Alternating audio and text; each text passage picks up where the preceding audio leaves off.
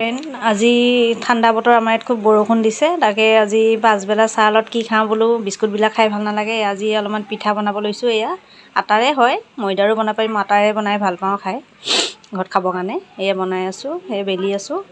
এইফালে গাখীৰ গৰম হ'লে আৰু এতিয়া চাহ বনাম। এই নাৰিকলটো পিঠাটোত ভৰাই এনেকৈ চাকি দিম তেলত, ৰিফাইনত। তাৰপিছত এদি চাহ খাম আৰু বাকী কেনেকৈ বনাওঁ দেখাই থাকিম বাৰু। মই এনেকৈ নাৰিকল দি আছোঁ, দি পেলাই তাৰপিছত পিঠাটো কেনেকৈ ডিজাইনটো কৰিব লাগে এইটো আপোনাক দেখাই আছোঁ। এই চব এনেকৈ ডিজাইনটো কৰিব লাগে দেখাই দি আছোঁ। এনেকৈ কৰি এইটো এনেকুৱা এটা হেৰিও আছে, চেপেনাও পায় এনেকুৱা পিঠা বনোৱা ডিজাইন কৰিব পৰা ফ্ৰেম এটা পায়। সেই ফ্ৰেমটোত আৰু কি হয়, বহুত সৰু সৰু হয়, সেইকাৰণে মই নবনাওঁ, মই হাতে দিয়ে বনাওঁ ঘৰত খাবৰ কাৰণে। তাৰপিছত তেলত ৰিফাইনত ফ্ৰাই কৰি দিম। এই গোটেইকেইটা এয়া পূৰা নাৰিকলটো ভৰাই বস্তুটো ডিজাইন কৰি ল'লোঁ।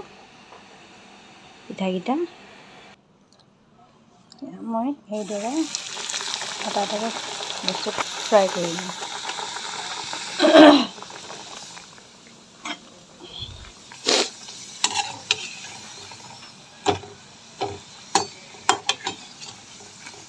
মই গোটেইকেইটা ফ্ৰাই কৰি লওঁ।